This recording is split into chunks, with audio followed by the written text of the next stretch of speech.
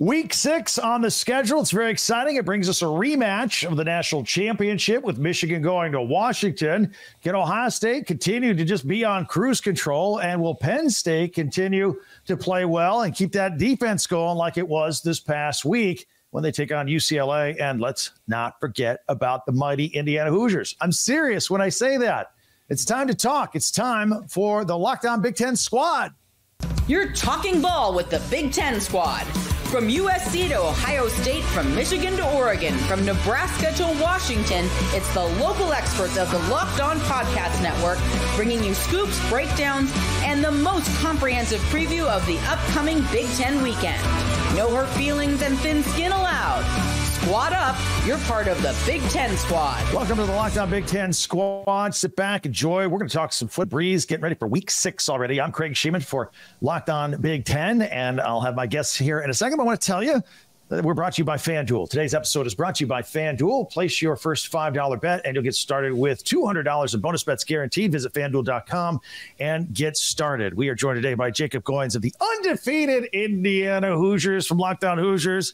We got Zach Anderson-Yoxheimer from Locked On UCLA. Also, Zach Seiko hasn't been here in a couple of weeks. We got some stuff to talk about with the Locked On Nittany Lions. And, of course, Jay Stevens, always here, always on cruise control with the Ohio State Locked On Buckeyes. If you're just checking us out for the first time, everybody here does their own individual shows every day on the Locked On Network. Subscribe and follow each and every one of them. All right, gentlemen, let's get started and talk about the Zach Seiko. Let's start with you because the Penn State Nittany Lions got a game against UCLA this weekend. But before you get into that game, and we'll get some thoughts on it from Zach and UCLA as well. Oh, 2 Zachs. We got the battle of Zachs. That just hit me just now. Impressive defensive effort by Tom Allen. I've been a little critical of the Penn State secondary as of late, but they gave up that opening drive to Illinois and then shut it down in front of a great atmosphere out there, by the way. Yeah, and I've been gone for a couple of weeks, and I'm glad I get the first crack at this. So thank you for that, Craig. Penn State's in a really good spot. I like their – now, I thought there were going to be more points to be had in that game, but I always liked their Penn State's chances against Illinois. I never thought of that. I thought that was at least a 2-touchdown game. I had Penn State as a 15-point margin of victory, so Illinois did cover that hefty spread. But that was a game that actually should have been well out of hand. Penn State had special teams issues. They missed 2 field goals. They opted not to kick another 37-yard field goal. And then Drew Aller missed a wide open wide receiver in the end zone. He looked off of his read. He didn't miss the throw. He missed the read. There was a guy running wide open in the end zone.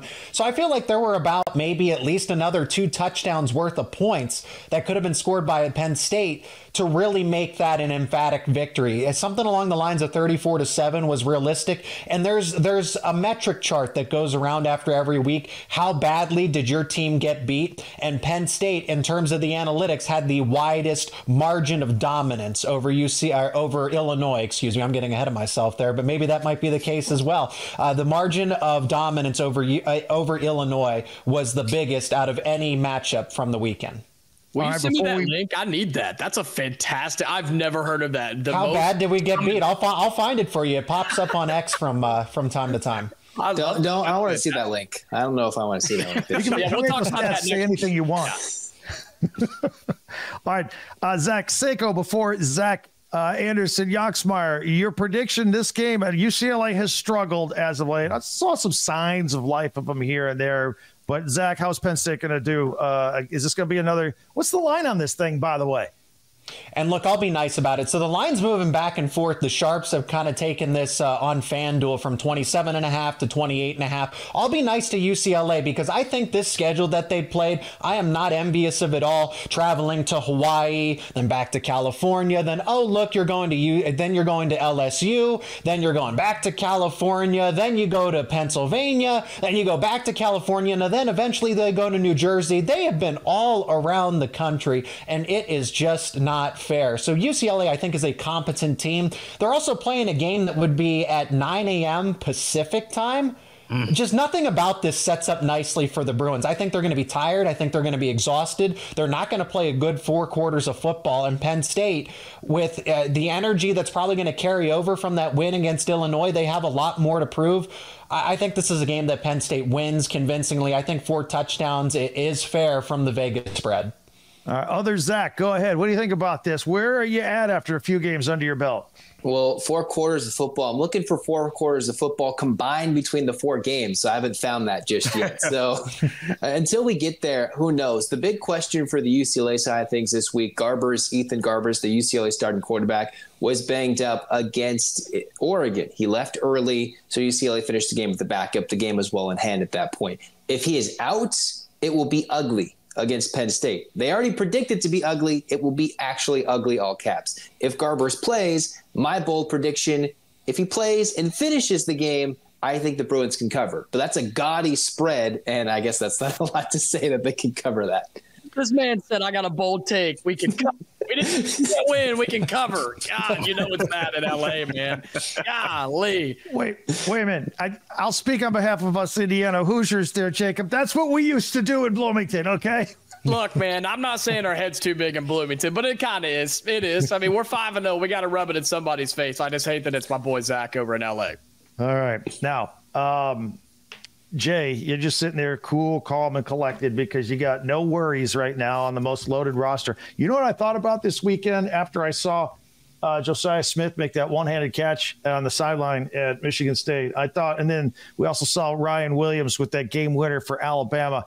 The 2027 NFL draft, those might be the two receivers going first. I don't know who's going to go first, but those guys are spectacular. You know, my boy Jeremiah Smith, he got my vote to go first. He is insane. He had a one-handed touchdown catch, which was after another one-handed catch on the sidelines. He's just so much fun to watch. And I think about like an all-around receiver. He is kind of that right now. And he's doing things in the passing game that you would think an elite receiver is doing. But he's so unselfish. He's giving up his body in the run blocking game and blocking downfield consistently. It makes it hard to take him off the field. And I know he's a true freshman. I know he's going to lead you in stats. But also you may think that he may hit a mental wall, a mental block. Travion Henderson, his freshman year, hit a freshman wall after 6 or 7 games and really wasn't the same back the latter half of the season. I don't know if Jeremiah Smith is going to get there or that's going to happen. It's possible it may, and I realize that's a realistic thing. But the reason I'm not sure if it will is because he's just more mature. He's made for the moment, and we got to see some of that South Florida swag and some of that edginess that he has when he scored that touchdown. The first one was a running touchdown. The second one was that one-handed catch. He just talking trash to everybody in the stands because he realizes he is made to play college football. You know, and that's the difference between him and Ryan Williams, the kid at Alabama, who literally is 17 years old. He's just a string bean. He's a kid. But Smith, I think he's like the leading weightlifter in the Ohio State Buckeyes' whole entire program. He's a man-child right now. You know what's crazy is Ohio State does this thing in the offseason, winter workouts and summer workouts. At the end of that workout portion, you get named an Iron Buckeye if your workout session is superior over others. There may be 8 or 9 guys that may get that. Sometimes it's less.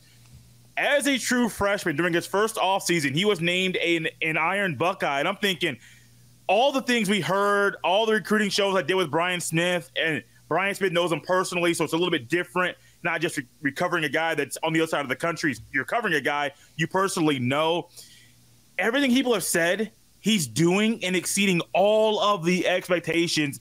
He's so much fun to watch. And as we get deeper, especially this week against Iowa and then the rest of the season, I just can't wait to see what he does against Big Ten opponents. That 12th game of the year against Michigan, I expect him to do big things. But him versus Will Johnson, that's a matchup I'm waiting for. What are your thoughts about the Iowa game? I say this in all seriousness because I think this is going to be the best defense you've faced so far this year. I still expect Ohio State to win handily, but, I mean, they might put a few wrinkles in there defensively. Do you think? It's probably been the same defense that they've been running the whole time that Kirk Ferentz has been there. The thing is, there's no issues with it. You're going to get a very disciplined defense, a very fundamentally sound, very physical. But I think Ohio State can still do a lot of the things they've been doing in the past game against Iowa, which may be rare. But I do think with Will Howard and the weight and the weapons he has on the outside, do you want to double Jeremiah Smith? Well, you got Abuka and Carnell Tate that are open. Do you want to go one-on-one against all the other receivers? Most of the time, the defense can't stop those guys one-on-one. So it's kind of just pick your poison. Whatever the defense does, Ohio State has an answer. Now, Jacob, the Hoosiers are 5-0 for the first time since 1967. In my brain, I'm going, Craig. Say it again. Say it again. Say it again. We got to hear 5-0. Well, here's the deal. 5-0, but Northwestern's coming up next. Oh, 6-0. 6-0. 6-0, baby. 6-0. Not even stressed, not even worried. No, I actually said on my show earlier this week, this is such a classic game for any football team to say, we're 5-0, big one over Maryland on the road. Northwestern's terrible. They're playing in a stadium that holds 2,000 people. We got this. You can't do that in this conference. I don't care if it's Northwestern. So I don't think Curt Cignetti lets the boys do that. I think we're fine. 6-0 heading to the bye week, and Nebraska comes to Bloomington the following time. I guess after the bye week. Great things are happening in Bloomington. Discipline, lack of turnovers. They turned it over for the first time this season this past Saturday. So I think we're doing okay, but cannot overlook Northwestern on Saturday. Not only they turn it over 4 times and still won in a blowout. I mean, Indiana football is usually not that team that does that. Yeah, watch out, Jay. We're coming to Columbus late in the season. Watch out. Y'all can come. Y'all going to leave with an L. Trust me. Y'all don't want this smoke. Y'all don't want it at all. Yeah, talk to me in November. I'll talk to you then, too. We're just warming up with the trash talking. We'll get everybody's opinion on the rematch of the national championship with Washington and Michigan, among some other games. I think Spencer's floating around somewhere, flying around with the Ducks. We'll get to all that as we continue right here. The Big Ten squad continues. Let me tell you about FanDuel. We all like watching sports. Get you excited. It's fun. It's even more fun with FanDuel. If you're an NFL fan, you can start the season with a big return on FanDuel, America's #1 sports book. So when you get a hunch in the middle of the game, you can check out the latest stats, view live play-by-play, and so much more on the same page where you place your bets. How convenient is that? It's fantastic. You'll get started with $200 in bonus bets guaranteed when you place your first $5 bet. That's at FanDuel.com, America's #1 sports book. Tonight, Thursday night, I like some NFL action. Bucks and Falcons. I think it's going to be a tough game. Falcons -1.5 right now. I actually like the over in that game, 43.5. So check that out. It's all at FanDuel.com, FanDuel.com. All right, we continue with the Locked On Big Ten squad here. Looking ahead at Week 6, we picked up somebody. Spencer McLaughlin has joined us from Locked On Oregon Ducks and Locked On College Football. Look at that face that Jacob's making. He's happy I'm here already. Meanwhile, Zach is disgusted because I am the face of his 34-13 most recent but not final loss of the 2024 season. Hi, guys. You just the got UCLA here, fans man. already hate you already, Spencer. Yeah, that's okay, because when you're right in those online feuds, it feels better. We missed you, Spencer. It's been a couple weeks. I love the trash talking. I do. Yes. Hey, what are your you got Friday Night Lights. You're on the national stage a couple weeks in a row. You got this game, and then next weekend, you and Jay will be going at it pretty hard on this show. It's the game of the year with the Ducks and the Buckeyes. But you got Michigan State Friday night, another nationally televised game. Yeah, I think Michigan State is a better team than UCLA. Sorry, Zach. Bruins taking all sorts of body blows from me today, but that's what happens. So I think Michigan State provides a better challenge for Oregon, but it is still at some level a tune-up opportunity, or at least it should be. Last time Oregon played on this field was supposed to be a big win, certainly could have been, and it wasn't. The time before that was supposed to be a big win, and it wasn't. So this is the first time in a few weeks, because Oregon had a bye in 2 games on the road, that they've actually played in front of their home fans, and I think Michigan State can maybe hang around for a little. I just think Oregon's too talented, and I think Oregon wins this one pretty big. All right. Fair enough. I think they're on a roll. Going to get a lot of attention here over the next couple of weeks. By the way, any pre-banter back and forth? Jay, you got Oregon in a couple of weeks? I mean, that's the big game. That's the big game on the schedule. You tell me Jay's picking Oregon? Is that what you said there, Craig? Whew, No. That'd be news to Buckeyes fans. I'm not saying anything right now, Spencer. I think you know where my mind sits right now with that game. We'll talk about that next week. You and I will. I do think, though, that the Oregon game, Ohio State is going to be forced to do some things differently with their linebackers. Last week and really all season, the linebackers have been the weakest spot on the defense. And especially against Iowa, the linebackers had to play better. And I don't know if Ohio State can get used to playing certain guys at certain spots that are consistently showing they're not getting the job done.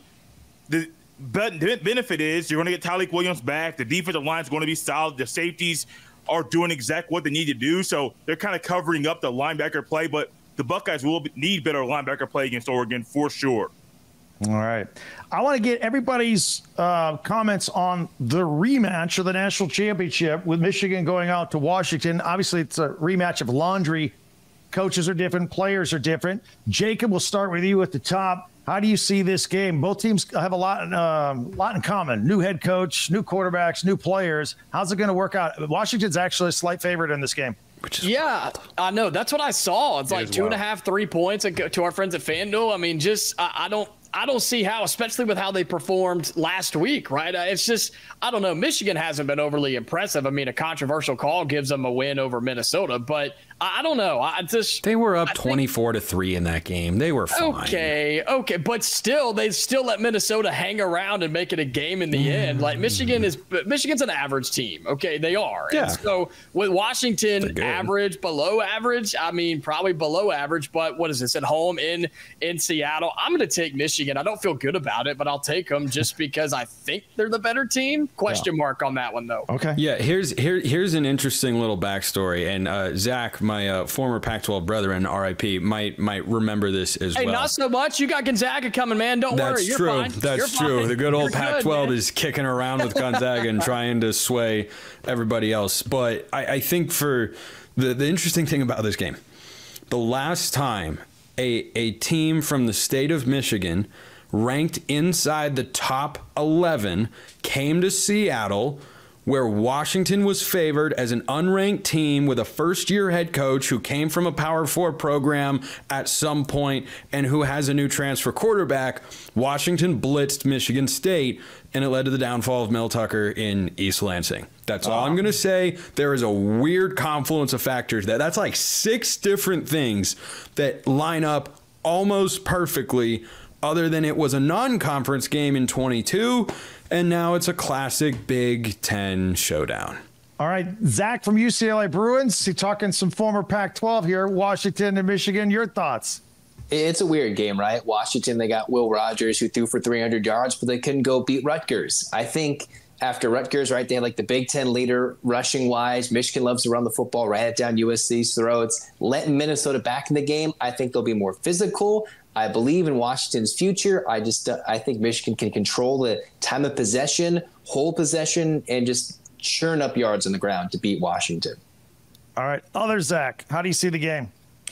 I wonder if this game has, if it even reaches double digits. That's an over-exaggeration or an under-exaggeration, but this total, the fact that it's at 41 with Michigan, if they had an offense, if Michigan had a semblance of an offense, because that defense is top 5 in the country still with Will Johnson and Mason Graham. And then Washington's defense is actually proving to be really good, better than at least what I expected from them. So this game probably might be 13-10 for all I know. And I like that Michigan, or I like the spot for Washington bringing Michigan over to their home field. I think these plane trips are proving to be pretty costly for the opposing team, whichever team is making that cross-coast travel. So UCLA's figured that out, how bad it can be. USC went to Michigan, and look how that ended up. I picked Michigan to win that game. I kind of like Washington to return the favor for their Pac-12 former brethren. I have a fun hypothetical to lay out here. What's going to be a higher point total? Penn State as a team through 3 quarters against UCLA, or Washington, Michigan combined points for 4 quarters? Penn State. 100%. Well, hold a minute. Wait a minute. Zach, do you hear that, top corner, Zach? They're dogging your Bruins. It's not just me. Basketball season's almost here. But wait a minute. It is very close. It is very close. That's the good news. The media team came out today. I want to boil it down a little bit here. Zach Zako, you predict maybe a 13-10 game, but on your little cheating little scale that you mentioned in the first segment, what's that real score going to be? For I'm not following, Craig. You said there was a score, but then what the real score was based on the stats you mentioned in the first segment. The dominant site. Yeah, that site you used. Oh yeah, so I mean, I mean, it's going to be a close game. It's going to be a field goal game. So that margin of whoever wins, it's a coin flip. I'm just going to give the edge to Washington in that case, in that game. If you're looking for the dominant victory, Penn State might be on the top of the graphic again against UCLA. All right. Jay, how do you see your unbeloved Michigan Wolverines doing at Washington? At some point, you just think that running the ball consistently for Michigan won't work. And I think this is going to be one of those times. And that night game in Seattle will be tricky. I can't go with Michigan in this one at all. I have to go Washington. And before the season, I would have picked Michigan to win the game. I just don't think they can just keep the same formula going on Saturday and expect to win. They got to figure out something else with the offense. Orgy's not the guy. Not at all. You know what? Okay, Orgy's more the guy than Davis Warren. I mean, come on. 30 passing yards gets it done, right? I'm not disagreeing that he's a poor passer. There's a reason Portnoy's out there saying, I'll give you $3 million to go buy a quarterback in the portal. Just get one. Because he knows, these guys stink, and they can't throw the football.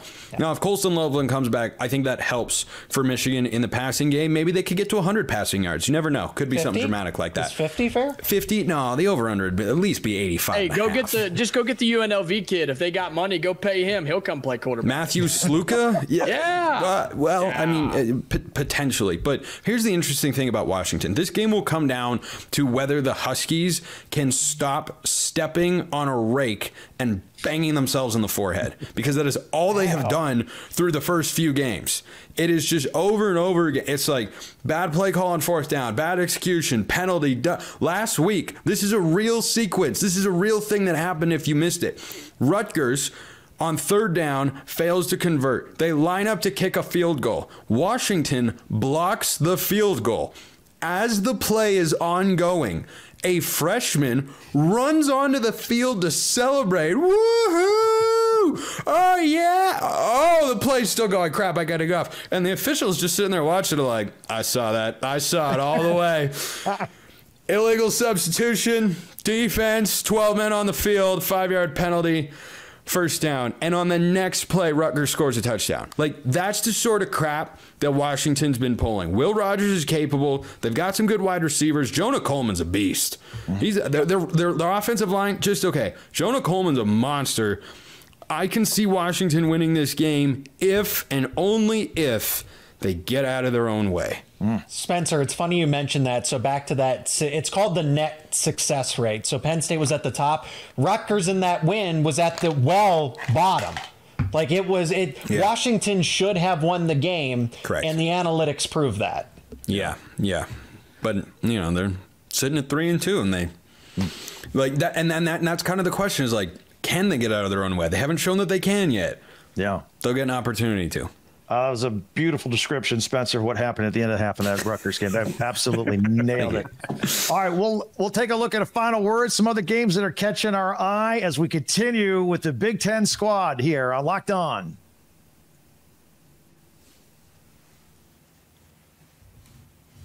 As we continue here with Locked On Big Ten squad, getting ready for week 6 around the Big Ten in college football. Very excited about it as we continue with Jacob and both Zachs.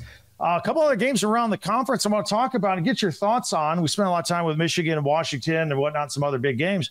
The USC Trojans, you guys have seen them. They were down by 11 points at home against a Wisconsin team that's still trying to figure things out. They go on the road to Minnesota. Ironically, both Minnesota and USC lost at Michigan by 3 in the past couple of weeks. So I don't know if this is an even matchup or not. What do you guys think? Jacob, we'll start with you. Yeah, USC, as we look at it, they're an 8-point favorite on the road at Minnesota. It's a night game. It's going to be on the Big Ten Network. Not sure how many people are going to go out of their way to watch this game, but I will. I'll at least check it out to see what's going on. I think USC bounces back. I think they play well. I think they're just too much for Minnesota, who played a good game against Michigan, but they played their style of game against a team that plays their style of football. It was slow. It was gross. It was ugly football. USC's not going to do that, man. They're going to high fly and do whatever they can to light up the scoreboard. Give me USC. I think they cover. I think they win by double digits on the road. All right, Zach from Locked On UCLA, how do you see that USC-Minnesota game going? Well, we haven't really talked about that Minnesota-Michigan game too much, right? You gave a lot of love to that Ohio State receiver making the one-handed catch. What about Daniel Jackson's one-handed catch at the end of that game against Michigan? Probably, they say, what, catch of the year? I don't want to give too much love to that onside kick miss because if they almost beat Michigan, UCLA's next winnable game is Minnesota. I want to give thought that Minnesota could beat UCLA in the Rose Bowl. So besides that point, USC 8-point favorites. They didn't play well. Speaking of Washington, like shooting themselves in their own foot, USC did the same thing against Wisconsin. I don't believe Minnesota could play up to the challenge, but USC, I think, is also a little overrated as well. Sorry, Trojan fans, but, it's coming from your counterpart across town. I know I haven't seen good football in a while, but, I do think USC should win this game by double figures, 2 scores. Although Minnesota has shown they're scrappy, there are a couple weird plays from maybe being 4-1. Who knows? I just don't think they're capable enough to hang around with a USC offense that I think should score, considering Michigan just hung 27 on them. They can't throw the football. Zach Zako, how do you see USC in Minnesota? So this is another instance of the not full cross-country coast-to-coast trip, but USC's got to hop on a plane and go to Minnesota. Now, this would be a 4:30 kickoff USC time. But Minnesota at night, this is a physical team that is basically a Michigan light. I like Darius Taylor, the running back. I think Minnesota can for USC, the key to this is how many points can you get ahead?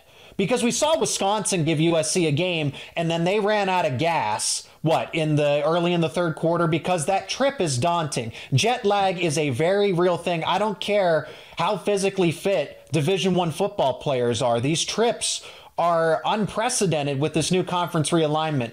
If USC can be ahead by maybe 2-3 touchdowns, then they win this game just fine. I can see Minnesota going through the 7-8 offensive linemen because PJ Fleck will do that. He'll do something like that. Brett Bielema did it to Penn State 3 years ago. What's to stop PJ Fleck from doing that against a USC team that just doesn't see that kind of ground and pound power football? Oh, and Minnesota has the running backs to do it. Yeah. So I'm not saying, here's what I am saying. Never say never about a Minnesota upset. I actually like them to cover. I see this being a 7-point game. I see USC being ahead by enough to maintain the win, but Minnesota will make it interesting. And that is a case in point because they made it close against the top 5 Michigan defense on the road. I think that carries over. Zach, I'll stay with you for the final game I want to talk about, and it's more interesting. I shouldn't have saved it for last, but Rutgers at Nebraska. I have them in my own Locked On Big Ten Power Rankings neck and neck, so whoever wins this game is going to leapfrog the other one. But Rutgers, Dylan Raiola for Nebraska. I love watching him play. Rutgers is a scrappy team. I think they're both kind of scrappy. Nebraska has way too many penalties these days, but how do you see that game coming out? Rutgers really struggles against the run. Losing their top overall defender, that's a big deal because Washington should have won that game. Do not look at Rutgers' record and say, oh, this team is legitimate. They can go 9-0 and they might have a shot, an inside track into being a surprise in the Big Ten championship. That is not the case. This Rutgers team is okay at best. Going on the road to Nebraska, Nebraska's defense is arguably top 10 in the country. They still are, even though they lost that game to Illinois. I still think that's a top 10 defense. I think Dylan Raiola, his better days of football are ahead. He's a true freshman. He's going to make freshman mistakes. Nebraska should have won that game against Illinois. Give me the Cornhuskers by at least 2 touchdowns against Rutgers because Nebraska will get the lead and then they'll be able to maintain it with a solid ground game. Rutgers has no answer for that. If they play from behind, they are doomed. All right. Other Zach, how do you see that Rutgers-Nebraska game? I mean, this is the same Nebraska team we're talking about that had 0 points for a while against Purdue, right? They're down 3-0 into the third quarter at Purdue. Yes. I'm hoping they play the same type of football against the Bruins in Lincoln later that year, and it's a little closer. So I was high in Nebraska until they blew that game against Illinois. It's a weird game, right? Rutgers shouldn't have won, but Nebraska just played terrible at Purdue. It's a classic look-ahead game, classic trap game. They survived it. They won by 18 points. I will say Nebraska, I've been riding their train pretty hard, but I know, Rutgers could put up a fight. I'm going to lean with Nebraska, though. All right, Jacob, this is a scouting match for you because after Indiana beats Northwestern to go 6-0, I think they got Nebraska next, right?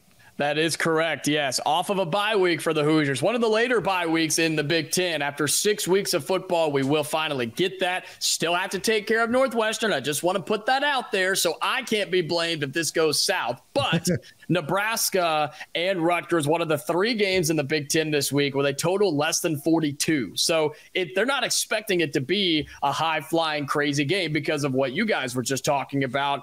I just think Nebraska finds a way to kind of get through and beat Rutgers and almost expose that Rutgers team because, Seiko, you were talking about it. I'm just not fooled by the Rutgers record. I'm not fooled by what they think they are. Yeah. They're just not that good of a team. And for Indiana's sake, I hope Nebraska wins. I hope they roll. And I hope somebody in front of them in the rankings loses, or 1 or 2 people. I need them to creep back inside that top 25, Craig. I need this to be a top 25 matchup in Bloomington in a couple of weeks. But all seriousness, I think Nebraska wins. I think they roll. I think they cover a 6-7 point spread, depending on what it is on Saturday. All right, gentlemen, you guys always do a great job. Always tell our new listeners, subscribe and follow all these guys. They work hard for your favorite teams every single day as we cover your teams throughout the season. And don't forget, I got you covered for the entire conference every day with Locked On Big Ten, part of the Locked On Podcast Network, your team every day. I'm Craig Shemon. We'll talk to you next time.